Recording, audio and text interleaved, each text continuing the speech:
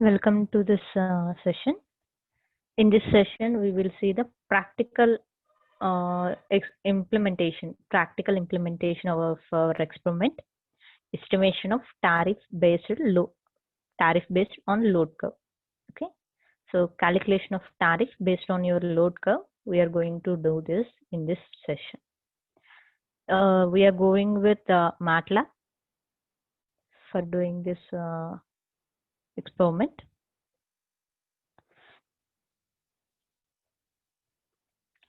So already in my explanatory video, I explained about how we are retrieving the data, from the load curve. Okay, based on the load curve, how we are retrieving. So please observe here. So the first column, okay, whatever this first column represents your starting time, and second column will represent your ending time, and last column, that is your third column, represents your load. Okay, so each and every column have its specific name. Okay, so the first column will be your starting time, ending time, and load. Here in the given problem, the load is in megawatts. So here I'm considering the variable load M to represent this. The magnitude is 40, but the units are in megawatts. So please understand this. I'm not specifying it is 40 into 10 power 6. I'm not directly mentioning it in 40 into 10 power 6. But in the units, as a units, I'm mentioning it as megawatts. I mentioned magnitude as 40, units as megawatts itself. Okay. When we have this clarity about our units, about elements, we can extract the data. Okay, we can extract the data from this matrix. Actually, this is the matrix. Okay, so we are extracting the data. So from this matrix, from this data matrix, I'm extracting all the rows of column 1. All the rows. For representing all the rows, I'm using the column symbol here. Which belongs to the first column only. All the rows of first column. Okay, that is my starting time. Similar fashion, I have to retrieve the data of all the rows of second column. Okay, all the rows of second column. So I'm using the end time. Similar fashion, I'm going with the third column, which is the load having the units of megawatts. Okay, till now I retrieved all the data. Later, I want to calculate the units consumed. Whatever the load curve is there, we studied as area under the load curve in kilowatt hour. But this is in megawatt right now. I require the units. What of the calculation units are in kilowatts. For that reason, this is just a magnitude. I'm not specifying it is 40 into 10 power 6 numerically. So for that reason, to convert this as kilowatts, I'm going with 40 into 10 power 3. Then it will be 40 kilowatt. Numerically also it is 40 into 10 power 3, which is in kilowatts unit. Okay. So this load, whatever this load is then, now the variable load is having the units of kilowatts. Now I require the time limit. Okay, whatever the difference of the time. Okay, duration. I taken the variable time.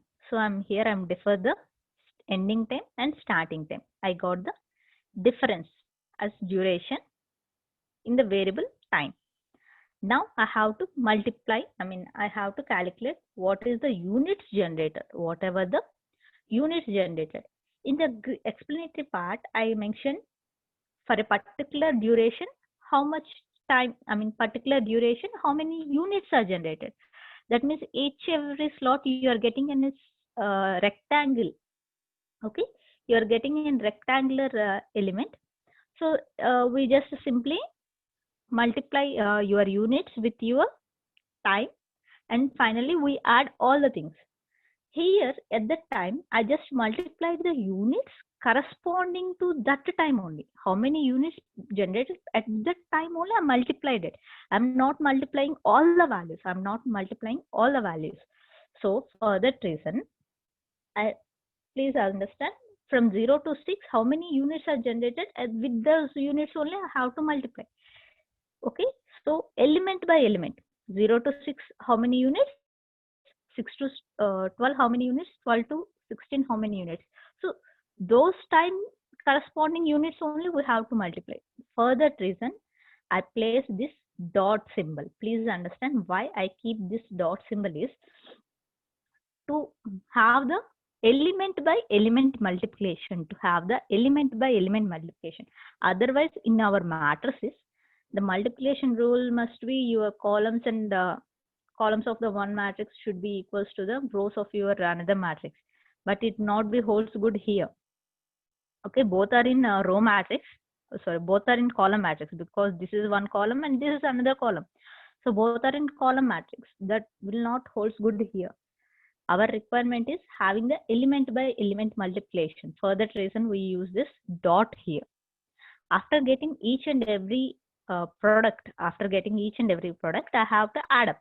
I have to add up to get the entire area under this load curve. So that will be your number of units generated. That will be your number of units generated.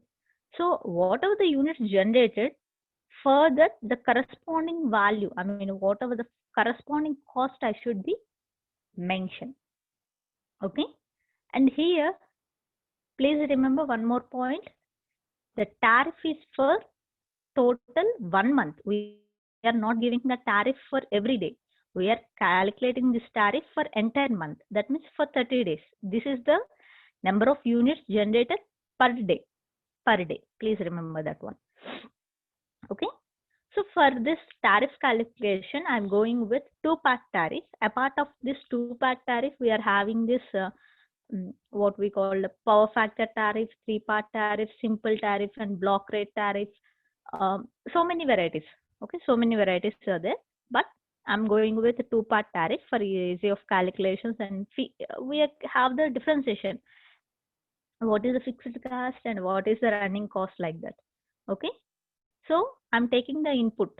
Okay, I'm taking the input from the user. How much of cost he want to fix up for the fixed as a fixed charge. Okay, as a fixed charge, how much amount? That means for the maximum units generated, how much amount he is placing. For the total running cost, for the total number of units, how much he want to place. I just taking those as an input from the user, and I'm calculating total number of units generated in a month. So simply I'm just multiplying with 30 to get entire month units generated. Okay, for tariff. Okay, for calculating the tariff, or you may give any variable here. It is not that much of compulsion having this as a variable. You can give any other name.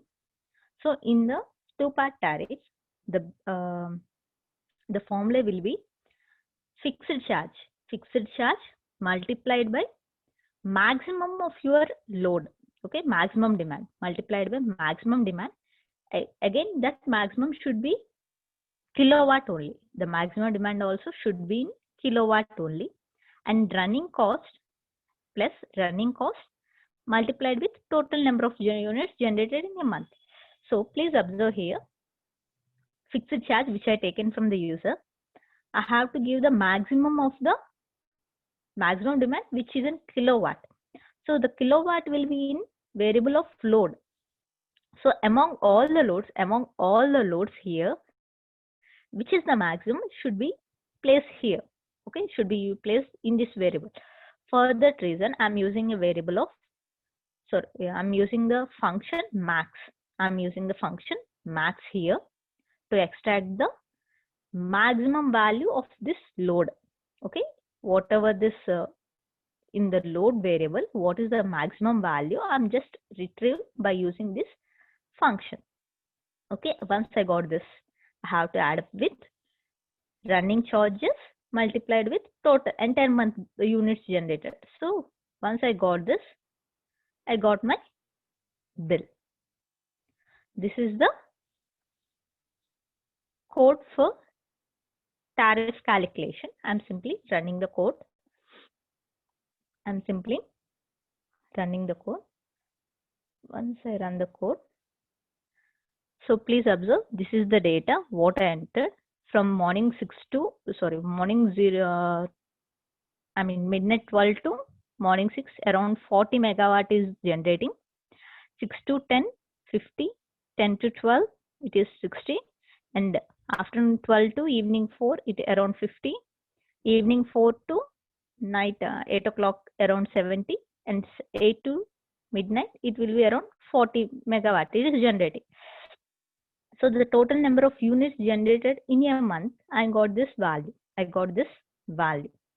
Okay, now the system is waiting to give the, to take the input from the user as a fixed cost charge.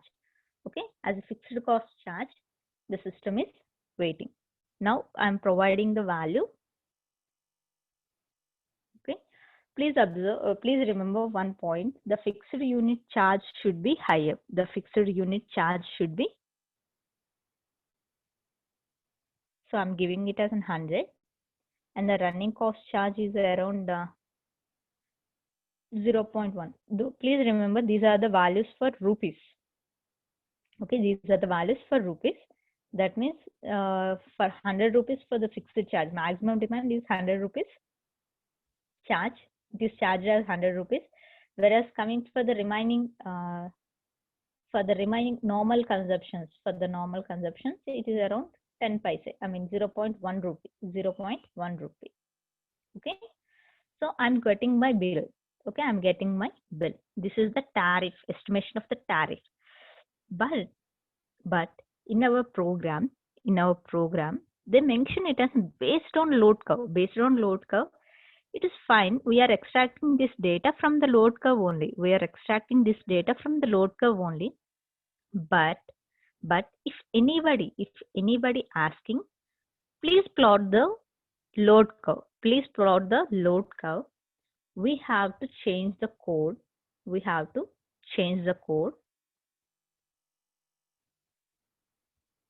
Okay, simple. We just written a few more steps.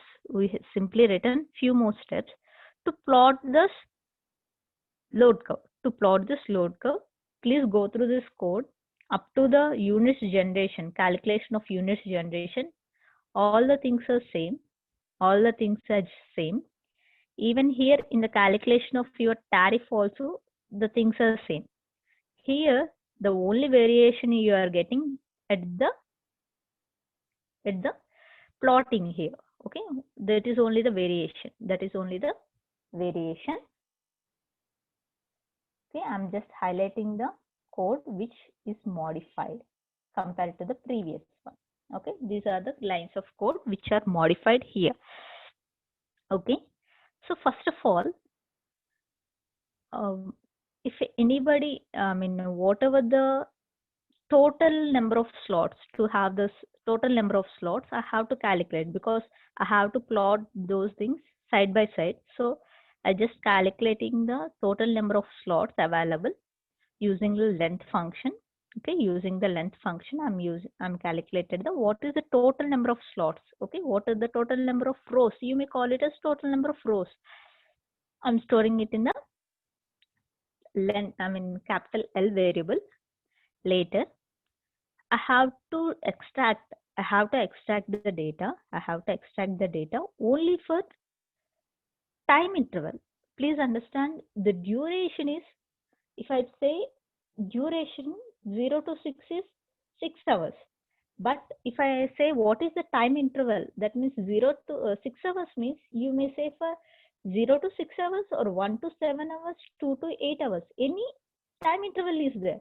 But I'm especially asking for the time interval. Duration is 6 hours. Whatever previously we called for duration, time, whatever the time it is getting. But I'm interested only what is the time interval here. Okay, what is the time interval here? That means 0 to 6 or 1 to 7 or 2 to 8. So for that reason, the values, what is the starting time, what is the ending time, both are required for us. Okay, both are required for us. At the same time, all the rows are needed, all the rows, but in the columns are required only the first and second column. So I given that I extracted the data. Okay, I extracted the data matrix, all the rows of first and second columns, both the columns I'm extracted. I'm stored in time interval. Later, please understand how I written this sort and reshape functions. These two are the functions already. When coming to the sort function, you may understand the sort function. Simply we are either arranging in ascending order, in descending order. But in MATLAB, the sort function, I mean, the way of placing here, the sort is used to represent the ascending values. Okay, 0 to 6, 6 to 10, 10 to 20. Okay, likewise in ascending order we are using this. So whatever the data we are getting here, we can display here. Okay, after this, the reshape function. What is the use of this reshape function? What is the use of this reshape function? Whatever the data you are getting, okay, whatever the data you are getting, we have to rearrange the things. We have to rearrange the things before sorting. Before the sorting, we have to rearrange the things. Okay, how we are going to rearrange things? Once we got this time interval, that means 0 6, okay, 0 6 6 10, 10 12, and 12 16, 16 20, and 20 24. We are getting entire values. Whatever these values are getting, this time interval, it will be in the 6 rows. Okay, 6 rows, two columns. That means 6 by 2. 6 by 2. The matrix size is 6 by 2. I have to get all the values because I have to plot the thing. For that reason, I have to place the thing in one row matrix.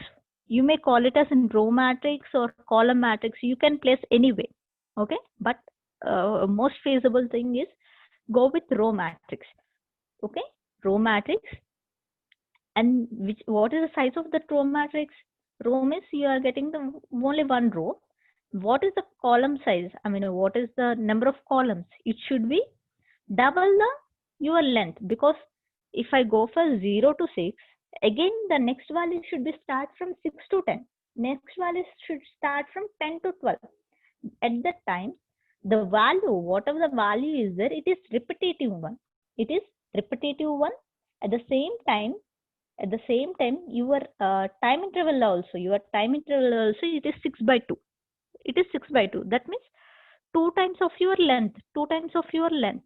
Okay. So the columns, whatever the total columns should be there, it is 2 times of your total length. So after getting your entire, okay, time intervals in a particular sequence, we are sorting them. Okay, we are sorting them. At that time, you got as 0 6 6 10. Please understand, when you sorting before reshape, it is 0 6 12 0 6 10 12 16 20, and again starting from 6 10 12 16 20 24. It will be there like that. It is not arranged properly, but it is sorted, but it is extracted column by column. Okay, entire first column is extracted and second column is extracted, but it is not properly arranged. Okay, it is not properly sorted. Okay, for that reason we are going with sort function here. Later, after writing this sort function, it will be 0 6 6 10 10 12 12 16 16 20 20 24. It in particular order. Now the type, whatever, if you please imagine yourself, the time axis is ready. Now the time axis is ready. Now we are interested to plot your powers. Now we are interested to plot your powers. Okay. So the powers, okay, whatever the powers is there, it should be plotted in such a way that the starting and the ending of your time interval, the starting and ending of your time interval should have the same power, should have the same power. Okay, that means at 0 to 6 only 40 will be there. 40 should be there. Okay, no other value should not interrupt there. For that I'm considering the entire length here. That means entire length and equal, entire length from 1 to 6.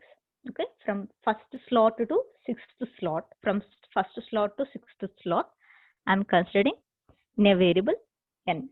N as my incremental variable in the first slot. Okay, here in the first slot, whatever the powers are there. If I'm using first power, okay, if I'm replacing with 1, so the power 1, okay, the matrix in a way, matrix capital P, the first element, if I replace n equals to 1, 2 into 1, 1 minus 1, it will be 1. Okay, so power of 1 equals to whatever the load of m of 1, load of m of 1 is nothing but 40. Okay, in P of 1, 40 is there. We are placing P of 1 as 40. At the same time, in the second also, we are placing 40 itself. Please understand why I'm placing the second value also 40. At 0 also you require to have the 40. Okay, at 0 also you require the 40. At 6th hour also you have to require the 40. Both the places 40 should be there. Similar fashion at n equals to 2, that means P2 and P4. Okay, P2 and P4. Sorry, P3 and P4. Already you got P1 and P2, no? Next, n equals to 2. You are getting this one as P3 and P4. Both the values should be here. If you place n equals to 2, your second value is nothing but 50. So at your P3 and P4, both the values should be 50 itself. So incrementally it is increasing. Once you got entire P matrix, you just simply plot those, your time and power. Okay. So please understand, your time is having the double length of your double the length, that means total 12 elements. And here in the powers also we are using the 2 times now. For single L value, here also the powers will be 12. So there is no mismatching of the matrices. So we can simply plot those variables. After plotting this, I just want to convey this is the time in hours. Okay, whatever the x-axis is there, it is time in hours, and whatever the y-axis is there, it is power in megawatts. So I'm just simply giving the axis labels by using the x label and y label. Later, I just want to restrict the graph within the limits. I just want to restrict the graph within the limits. Otherwise, the graph will be very short, but the graph paper will be very large. It may be take any other value. Okay, it can take any value. So to avoid those restrictions, to avoid those drawbacks, I'm just restricting the graph axis. The x-axis should be 0 to 24. That means 24 hours graph, daily load curve. So it is 24. Whereas coming to this powers, the maximum is around 70. So I'm just going with 100 megawatt. And I'm providing some title for this graph. Okay. Up to these lines only the differ. Okay. I'm just simply running this code. I will show this output. Okay. So same program now.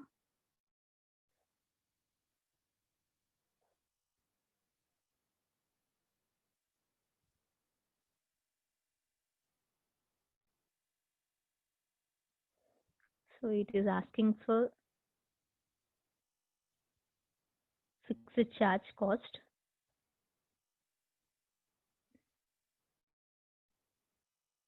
Okay, it is asking for fixed charge cost.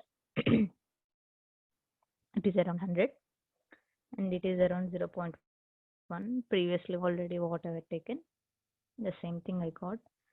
I just want to show this figure. Okay, so this is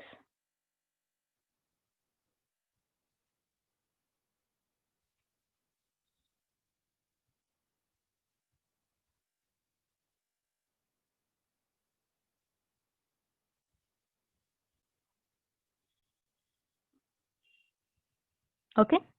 So this is the graph. Okay, this is the final graph I got. So if you observe with your textbook problem also, the same graph they given. So both are matched. Okay.